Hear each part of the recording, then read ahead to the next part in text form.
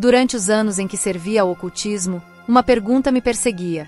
Por que tantos cristãos, mesmo sendo fiéis, continuam presos em dívidas, portas fechadas e estagnação? Só entendi essa resposta quando a luz de Cristo me alcançou, e hoje vou revelar o que o inferno não quer que você saiba. Vou contar algo que muitos vão duvidar, outros vão dizer que é mentira, mas quem tem ouvidos para ouvir vai entender. O mundo espiritual é real, tão real quanto o ar que você respira agora. E existe uma guerra acontecendo todos os dias pela sua vida, pela sua família e principalmente pelo seu sustento. Desde pequena, eu via coisas que outras crianças não viam. Vultos, sombras, vozes.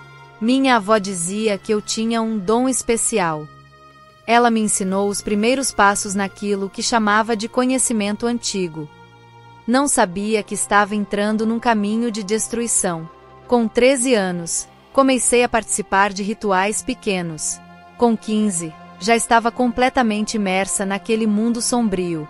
Aprendi a manipular energias, a fazer trabalhos para pessoas que buscavam poder, dinheiro, vingança. Era respeitada nos círculos ocultos. As pessoas me procuravam porque diziam que meus trabalhos pegavam. O que ninguém sabia é que, por dentro, eu estava morrendo. Cada ritual me consumia um pouco mais. Cada pacto assinado com sangue cobrava um preço alto. Minha saúde piorava, os pesadelos não me deixavam dormir, as vozes ficavam mais fortes. Parecia que eu estava perdendo o controle da minha própria mente.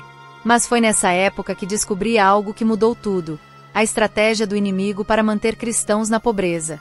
Nas reuniões mais secretas, os mestres do ocultismo ensinavam como fechar caminhos, como impedir a prosperidade, como manter famílias inteiras presas em ciclos de dívidas e necessidade. E o mais assustador, eles tinham alvos específicos. Famílias cristãs, ministérios, igrejas. Quanto mais uma pessoa se aproximava de Deus, mais ela se tornava um alvo. Ataque às finanças, diziam, e você terá atacado a fé. Um cristão quebrado é um cristão fraco. Lembro de um ritual específico onde papéis com nomes de cristãos eram colocados em um círculo de sal preto. Um por um, eram amarrados com fios vermelhos enquanto palavras antigas eram pronunciadas. Este nunca prosperará, diziam. Este viverá de migalhas. E aquilo funcionava. Vi pessoas perdendo empregos do dia para a noite, negócios falindo sem explicação, dívidas se multiplicando como pragas. O pior é que muitos desses cristãos nem imaginavam o que estava acontecendo. Continuavam orando, jejuando, dizimando, sem entender por que as portas permaneciam fechadas. Achavam que era provação divina, quando na verdade eram alvos de ataques estratégicos. E foi assim que vivi por quase 15 anos. Na escuridão, servindo a poderes que prometiam tudo e no final só traziam vazio. Até que um dia, algo aconteceu. Algo que nem os espíritos que me guiavam puderam prever. Algo que mudou completamente minha história. Mas antes de contar o que aconteceu, quero que você entenda. Se sua vida financeira parece sempre estar no mesmo lugar, se as dívidas só aumentam, se as portas se fecham quando você mais precisa, talvez não seja apenas má administração ou falta de fé. Pode ser que existam forças trabalhando contra você em um nível que seus olhos não podem ver. Eu participei de rituais que tinham um único objetivo: travar a vida das pessoas. E acredite, muitos desses alvos eram cristãos. Vi trabalhos espirituais sendo levantados para fechar caminhos financeiros e vi líderes se corrompendo em troca de poder. Você já percebeu como sua vida financeira parece sempre travada, mesmo orando e jejuando? Na hierarquia do ocultismo, eu tinha chegado a um nível onde participava das reuniões mais secretas. Reuniões onde os grandes mestres explicavam as estratégias espirituais para manter o controle sobre regiões inteiras. E uma dessas estratégias era atacar o sustento do povo de Deus. Lembro de uma noite em que fomos a um cruzamento importante da cidade. Meia-noite em ponto, acendemos velas pretas e enterramos objetos consagrados para fechar aquele lugar. O líder explicou: este é o caminho que leva à igreja principal da cidade. Quando as pessoas passarem por aqui, sentirão desânimo, depressão e perda financeira. E funcionava. Vi cristãos fervorosos que tinham pequenos negócios começarem a perder clientes. Vi pastores entrando em dívidas sem explicação. Vi famílias que sempre ajudavam na obra sendo atacadas em suas finanças até não poderem mais contribuir. Em outra ocasião, fizemos um trabalho específico contra um empresário cristão que usava grande parte de seus lucros para sustentar missionários. Durante 7 dias, realizamos rituais enviando espíritos de ruína para seus negócios. No 8º dia, um incêndio misterioso destruiu seu principal depósito. O seguro não cobriu. Ele perdeu quase tudo. O mais perturbador era ver como o mundo espiritual se organizava. Havia demônios específicos designados para cada área. Alguns atacavam relacionamentos, outros a saúde, mas os mais temidos eram os que atacavam as finanças. Eles eram chamados de devoradores, aqueles que consumiam a prosperidade antes mesmo dela chegar. E muitos desses ataques aconteciam por meio de pessoas próximas. Quantas vezes enviamos alguém para se infiltrar em uma igreja, ganhar a confiança do pastor, para depois destruir tudo por dentro? Quantos irmãos que pareciam tão comprometidos eram na verdade agentes do outro lado? Eu mesma me infiltrei em várias congregações. Fingia ser uma nova convertida, ganhava a confiança de todos, e quando me tornava parte da família, começava o trabalho de divisão, fofoca e, principalmente, manipulação financeira. Não dê seu dízimo este mês, Deus entende sua situação, sussurrava para um. Este pastor só quer seu dinheiro, dizia para outro. E aos poucos, a igreja ia secando, como uma planta sem água. Nas madrugadas, realizávamos rituais específicos contra as finanças das famílias cristãs. Amarrávamos moedas em panos pretos, pronunciávamos nomes, enterrávamos objetos em cemitérios. Tudo com um único propósito: manter o povo de Deus na escassez. E o mais triste, muitos pastores, sem perceber, acabavam cooperando com essa estratégia ao pregar um evangelho distorcido. Deus quer que você seja pobre e humilde, diziam alguns. Riqueza é mundanismo, pregavam outros. E assim, sem saber, reforçavam as cadeias espirituais que já havíamos colocado. Havia reuniões onde celebrávamos essas vitórias. Riamos dos cristãos que oravam por prosperidade, mas continuavam na miséria. Eles nem sabem que estão amaldiçoados, dizíamos. Eles nem imaginam que seus avós fizeram pactos que ainda os afetam hoje. Foi numa dessas reuniões que conheci Roberto. Ele era diferente. Algo em seus olhos me incomodava. Depois descobri que ele era um cristão infiltrado, alguém que estava ali para entender como funcionava o reino das trevas para poder combatê-lo melhor. E foi ele quem plantou a primeira semente de dúvida no meu coração. Existe uma estratégia das trevas para amarrar o povo de Deus, manter crentes cheios de fé, mas vazios de provisão. Famílias que vivem endividadas, igrejas sem avanço, ministérios sempre no aperto. É como se houvesse uma muralha invisível. O crente se esforça, mas não rompe. O problema é muito mais profundo do que a maioria das pessoas imagina. Não se trata apenas de uma questão de má administração ou falta de disciplina financeira. É um ataque direto, planejado nos porões do inferno, para manter o povo de Deus na miséria. Vou explicar como isso funciona. Imagine um cristão fiel, que ora, jejua, busca Deus de todo o coração. Ele dá seu dízimo, faz ofertas, ajuda os necessitados. Pela lógica espiritual, as janelas do céu deveriam se abrir sobre sua vida, certo? Mas, em vez disso, ele continua lutando para pagar as contas, preso em dívidas, sempre correndo atrás do prejuízo. Por que isso acontece? Porque existem barreiras espirituais que foram levantadas contra ele. Barreiras que muitas vezes vêm de gerações passadas. Seus avós, bisavós, podem ter feito pactos, podem ter se envolvido com práticas que abriram portas para maldições financeiras. Eu vi isso com meus próprios olhos. Vi famílias inteiras presas em ciclos de pobreza por causa de pactos antigos. Vi cristãos fervorosos que não conseguiam prosperar, não importava o quanto se esforçassem. E o mais triste, vi como o inferno celebrava cada vez que um filho de Deus desistia, achando que Deus o havia abandonado. Existe um espírito específico que ataca as finanças. Nas reuniões ocultas, ele era chamado de devorador. Sua função é simples: consumir tudo antes que chegue às mãos do cristão. Por isso tantas pessoas sentem que o dinheiro evapora, que nunca é suficiente, que sempre falta. Mas esse espírito não age sozinho.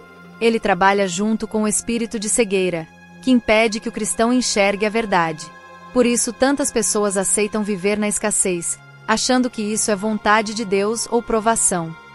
Lembro de um caso específico. Uma família cristã que conheci durante minha infiltração em uma igreja. O marido era um homem de negócios, inteligente, trabalhador. A esposa, uma mulher de oração. Tinham 3 filhos e serviam a Deus fielmente. Mas por mais que se esforçassem, não conseguiam sair do lugar. Durante um ritual, seu nome foi mencionado. Descobri que seus bisavós tinham feito um pacto com entidades para prosperarem. Por 3 gerações, a família teve abundância. Mas na 4ª geração, justamente a deste homem, a cobrança veio. Um espírito devorador foi designado para consumir tudo o que ele conquistasse. Esse homem abria negócios que começavam bem, mas sempre fracassavam misteriosamente.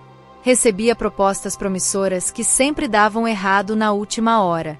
Fazia investimentos que pareciam seguros, mas sempre resultavam em perdas. Era como se uma força invisível trabalhasse contra ele 24 horas por dia. E sabe o que é pior?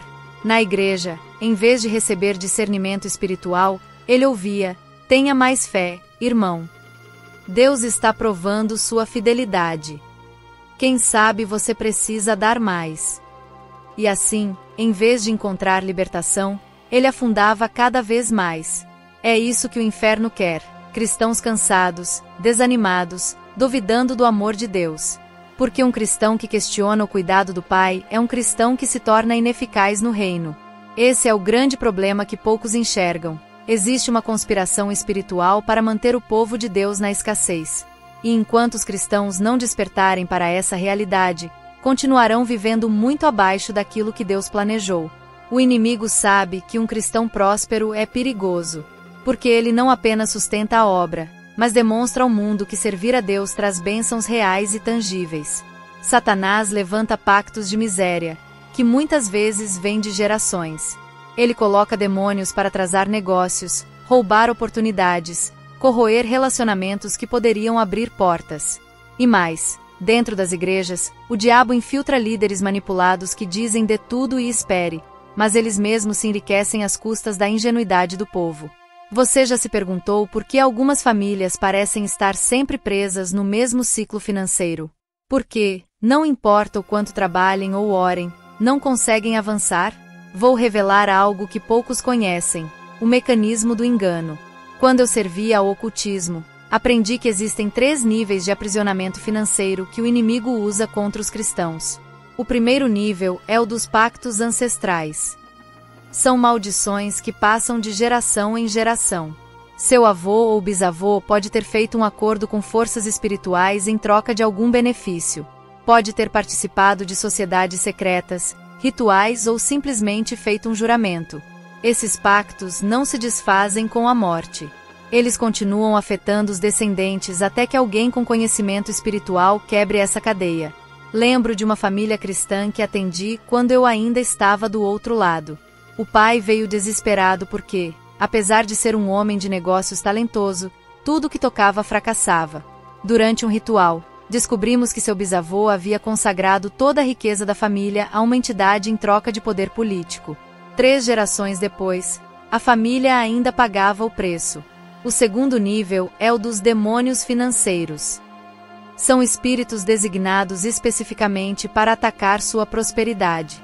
Eles têm nomes como devorador, espírito de pobreza, bloqueador de caminhos. Sua missão é impedir que você avance.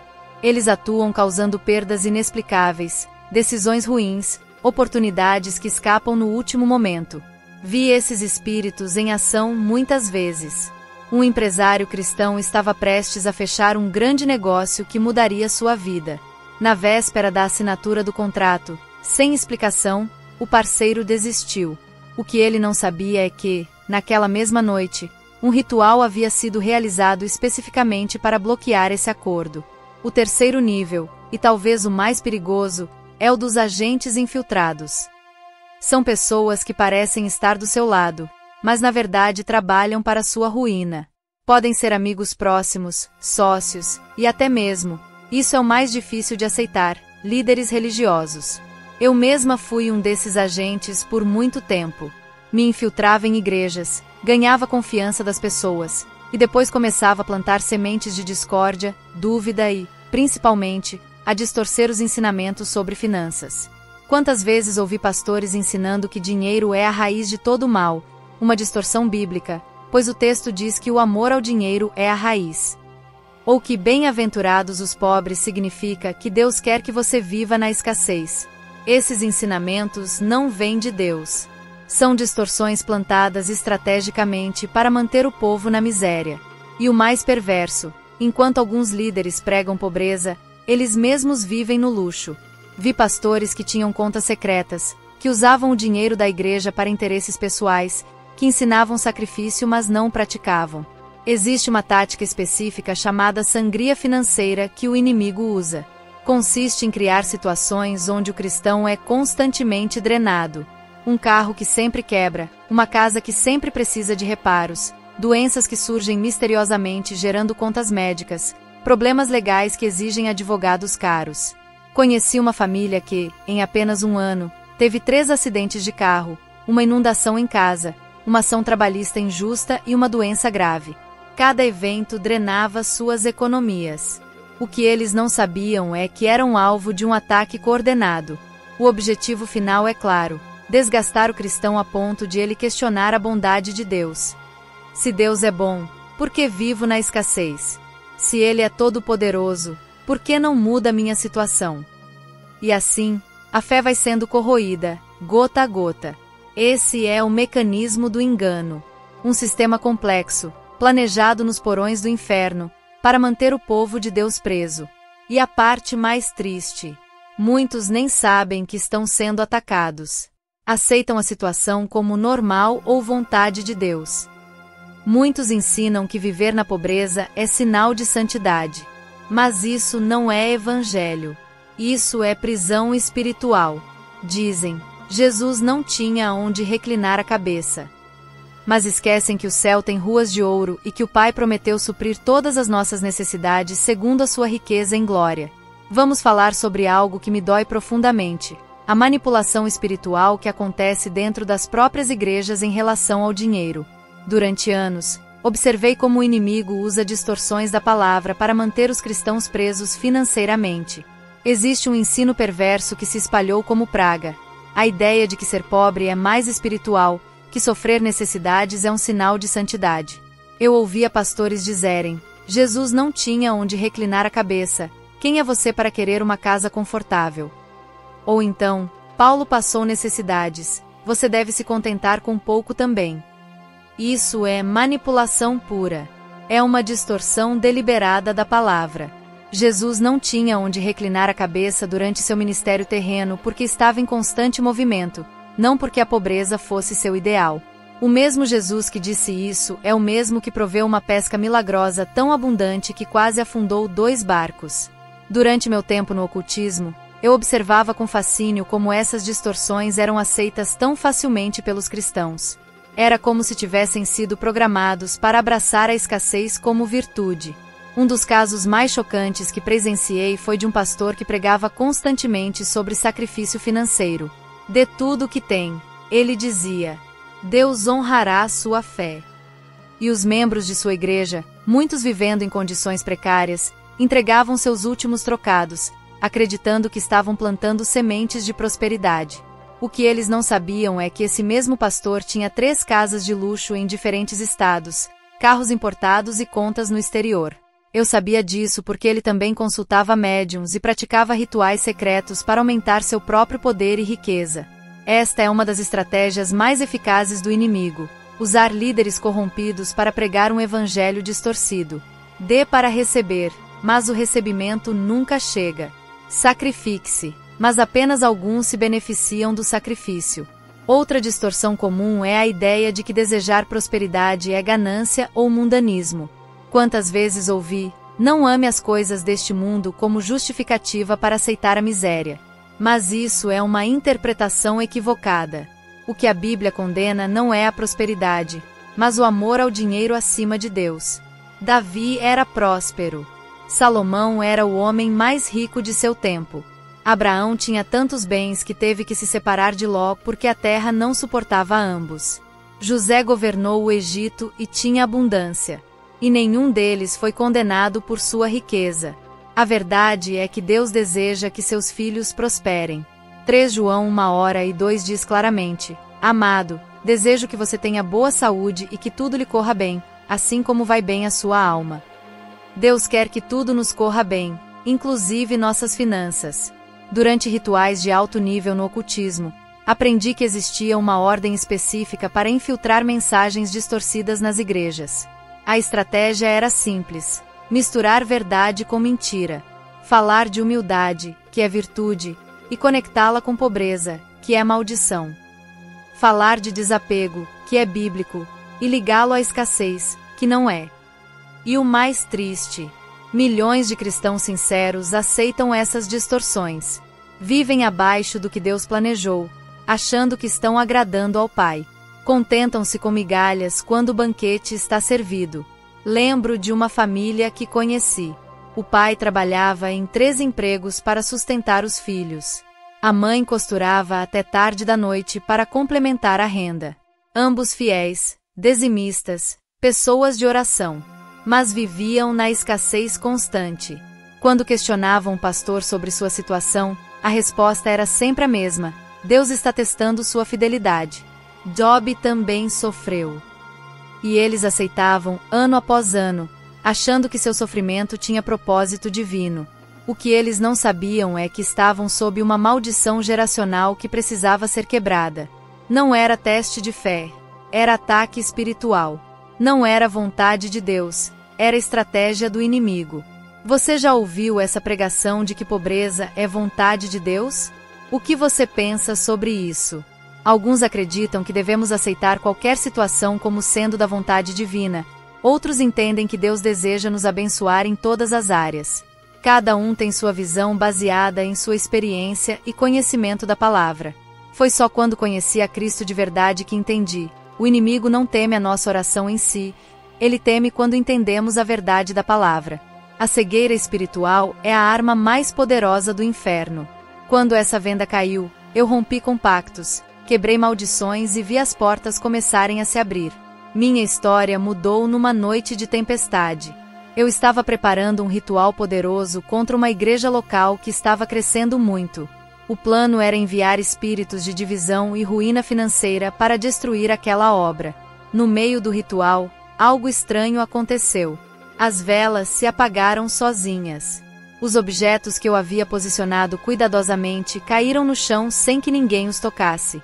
E então, eu ouvi uma voz. Não era como as vozes das entidades que eu costumava invocar. Era diferente, poderosa, mas gentil.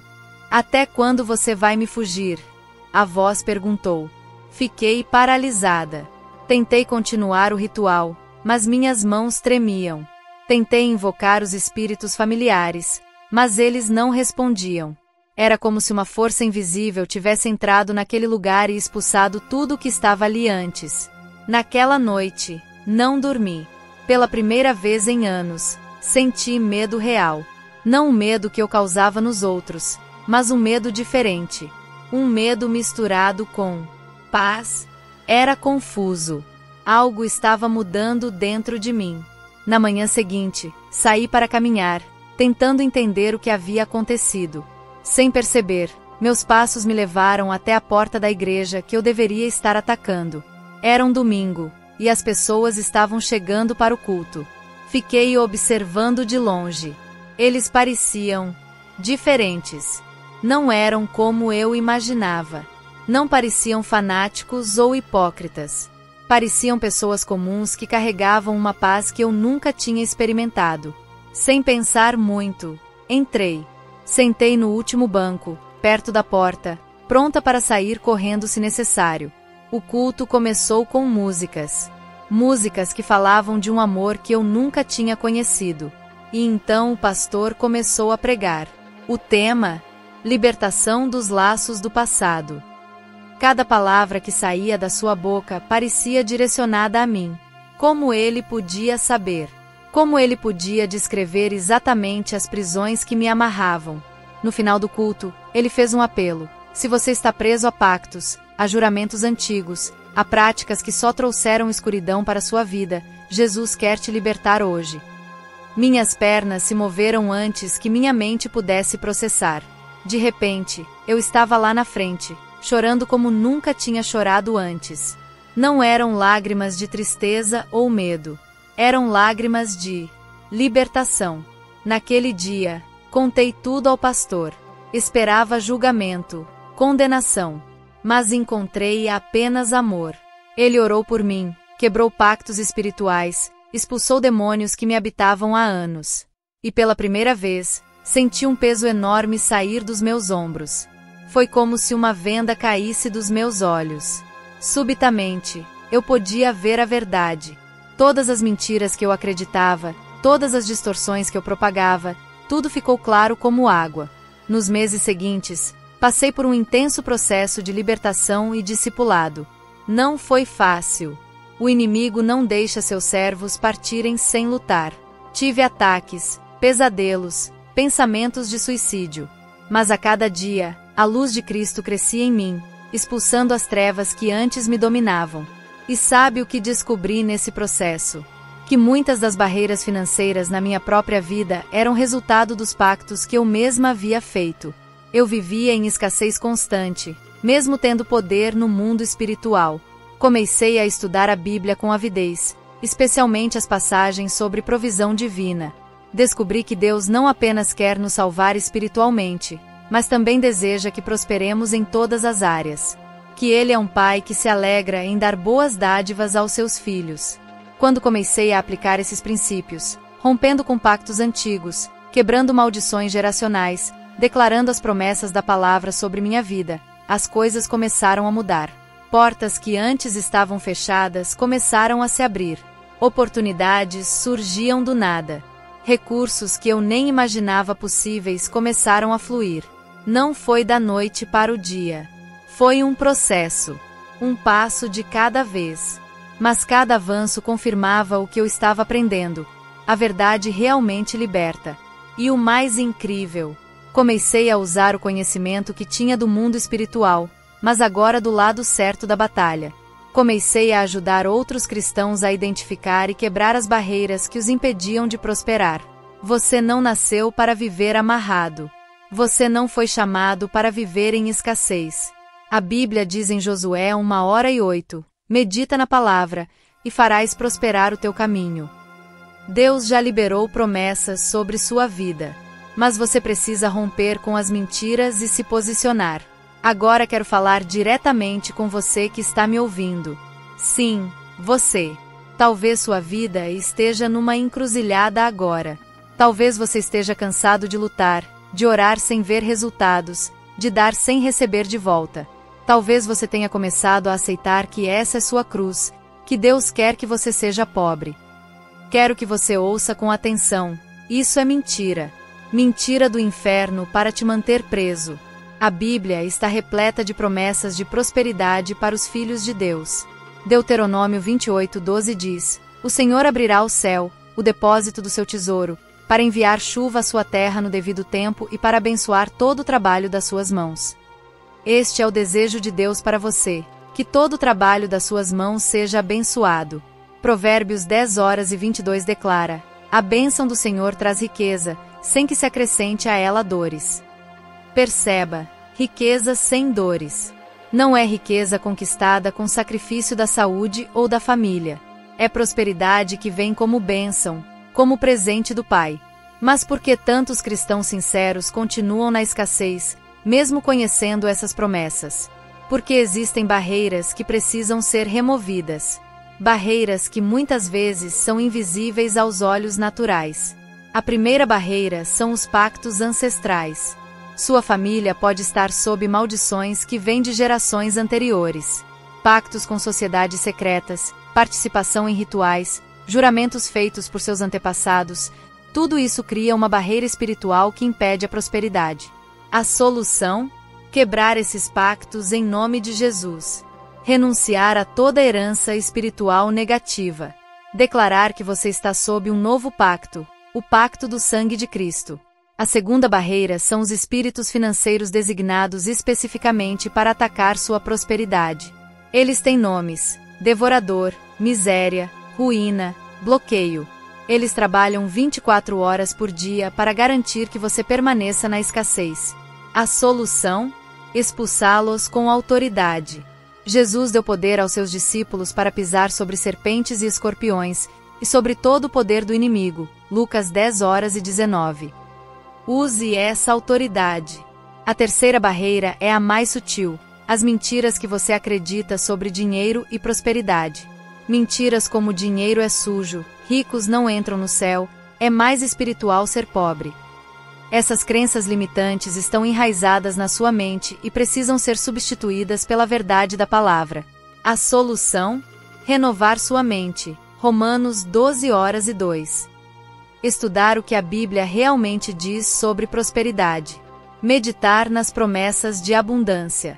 Eu vi pessoas que estavam endividadas há anos saírem completamente do vermelho em questão de meses após quebrarem essas barreiras. Vi negócios à beira da falência se recuperarem milagrosamente. Vi portas que pareciam eternamente fechadas se abrirem de repente. Não estou falando de um evangelho da prosperidade distorcido que promete riquezas instantâneas para quem dá mais dinheiro. Estou falando da verdadeira prosperidade bíblica. Abundância para viver bem e para abençoar outros. Deus não se alegra com a sua escassez. Ele não fica mais glorificado quando você mal tem o que comer. Isso é uma distorção. O Deus que criou um universo de abundância, que fez maná cair do céu, que multiplicou pães e peixes, que transformou água em vinho da melhor qualidade, esse Deus quer que você prospere. Mas você precisa se posicionar. Precisa lutar contra essas forças invisíveis que trabalham para te manter na miséria. Precisa declarar as promessas de Deus sobre sua vida, sua família, seus negócios. Lembre-se, sua batalha não é contra carne ou sangue, mas contra principados e potestades, contra as forças espirituais do mal nas regiões celestes. Efésios 6:12. E você só vencerá essa batalha com as armas certas. A maior arma que você tem é o conhecimento da verdade. Por isso o inimigo trabalha tanto para manter os cristãos na ignorância espiritual. Ele sabe que, uma vez que você conheça a verdade, as cadeias se romperão. Não é mais uma campanha de 7 dias que vai mudar sua história. É o conhecimento da verdade que liberta. É arrependimento. É intimidade com Deus. É se levantar como filho amado e herdeiro das promessas. A escassez não glorifica a Deus. Ele te chamou para ser luz, e a luz não pode andar nas trevas da miséria. Cheguei ao fim deste testemunho com o coração transbordando de gratidão. Gratidão por ter sido resgatada das trevas. Gratidão por poder compartilhar esta verdade que pode mudar sua vida completamente. Quero que você entenda algo muito importante. Sua vida financeira não é separada da sua vida espiritual. As duas estão intimamente ligadas. E o inimigo sabe disso. Por isso ele ataca tanto esta área. Durante anos, servi ao lado das trevas, trabalhando para manter cristãos presos em ciclos de pobreza e necessidade. Vi rituais sendo realizados especificamente para fechar portas, bloquear oportunidades, criar confusão financeira. E vi como isso funcionava. Mas agora, do outro lado da batalha, tenho visto algo ainda mais poderoso: o poder da verdade para quebrar essas cadeias. Tenho visto pessoas que estavam há gerações presas em ciclos de miséria serem completamente libertas. Tenho visto famílias que nunca conseguiam avançar financeiramente de repente prosperarem de maneiras que pareciam impossíveis. E tudo começa com o conhecimento. Conhecer que existe uma batalha espiritual real pelas suas finanças. Conhecer as estratégias do inimigo para te manter preso. E, mais importante, conhecer as promessas de Deus sobre provisão e prosperidade. Deuteronômio 8:18 diz: Lembrem-se do Senhor, o seu Deus, pois é Ele que lhes dá a capacidade de produzir riqueza, confirmando a aliança que jurou aos seus antepassados, como hoje se vê. Perceba, é Deus quem dá a capacidade de produzir riqueza. Isso não é contrário à vontade dele. Isso é parte da aliança que ele fez. A pobreza entrou no mundo com a queda. Não fazia parte do plano original de Deus. No jardim do Éden, havia abundância. E quando Jesus veio, ele veio para restaurar tudo que foi perdido na queda, inclusive a provisão abundante. Por isso Jesus diz em João 10:10, o ladrão vem apenas para roubar, matar e destruir. Eu vim para que tenham vida, e a tenham plenamente. Vida plena inclui provisão plena. Mas como dar os primeiros passos rumo à libertação financeira? Como quebrar esses ciclos de escassez? Primeiro, você precisa identificar as brechas espirituais. Examine sua história familiar. Houve envolvimento com ocultismo, sociedades secretas, pactos, juramentos. Mesmo que tenha sido há gerações, essas portas podem ainda estar abertas, afetando sua vida hoje. Segundo, você precisa fechar essas brechas através do arrependimento e renúncia. Renuncie a toda herança espiritual negativa. Quebre pactos ancestrais em nome de Jesus. Declare-se livre de toda maldição geracional. Terceiro, expulse os espíritos financeiros que foram designados para atacar sua prosperidade. Use a autoridade que Jesus lhe deu. Ordene que saiam da sua vida, da sua casa, dos seus negócios. Quarto, renove sua mente quanto às verdades bíblicas sobre prosperidade. Estude o que a Bíblia realmente diz sobre dinheiro. Não o que você ouviu de outros, mas o que a palavra declara. E por fim, posicione-se como filho e herdeiro. Deus é o dono do ouro e da prata. Ageu 2:08. E como filho, você tem direito à herança do Pai. Não estou prometendo que você ficará milionário da noite para o dia. A prosperidade bíblica não é sobre ostentação ou acúmulo egoísta. É sobre ter o suficiente para viver bem e ainda abençoar outros. O processo pode levar tempo. Pode exigir persistência. Mas se você se mantiver firme, aplicando esses princípios, verá as portas começarem a se abrir.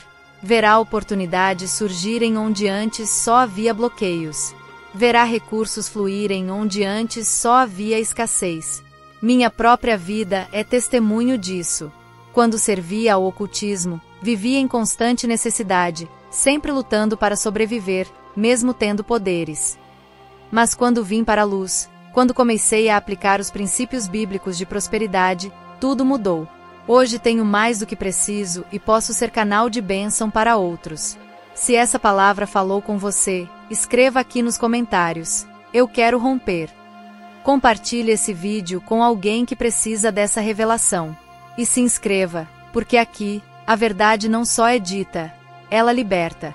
Antes de encerrar este testemunho, quero falar diretamente com você que me acompanhou até aqui. Sei que não foi por acaso. Você foi direcionado a este vídeo por uma razão divina. Talvez você esteja lutando há anos com as mesmas barreiras financeiras. Talvez você tenha orado, jejuado, dado ofertas, sem ver mudanças significativas. Talvez você esteja a ponto de desistir, de aceitar que essa é sua realidade. Não desista. O que compartilhei hoje pode ser a chave que faltava para sua libertação financeira. Muitas pessoas me perguntam: quanto tempo leva para ver resultados depois de aplicar esses princípios? A verdade é que varia. Para alguns, as portas começam a se abrir quase imediatamente. Para outros, é um processo mais gradual. Mas uma coisa é certa: se você persistir, verá a mudança. Lembro de um casal que conheci logo após minha conversão. Eles estavam à beira da falência. Tinham uma pequena empresa que, apesar de todos os esforços, só acumulava dívidas. Oramos juntos, identificamos as brechas espirituais, quebramos pactos ancestrais, expulsamos espíritos financeiros.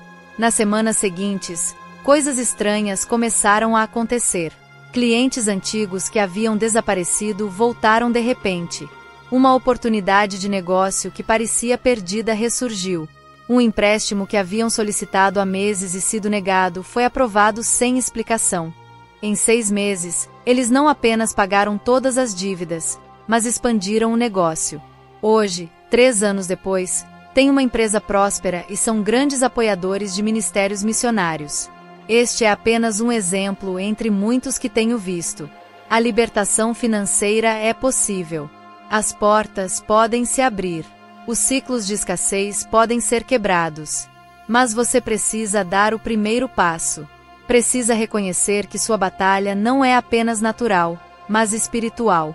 Precisa aplicar os princípios que compartilhei. E, mais importante, precisa perseverar mesmo quando não vê resultados imediatos. O inimigo vai tentar te desencorajar. Vai sussurrar que nada está mudando, que isso não funciona. Vai tentar te fazer desistir antes de ver o avanço. Não caia nessa armadilha.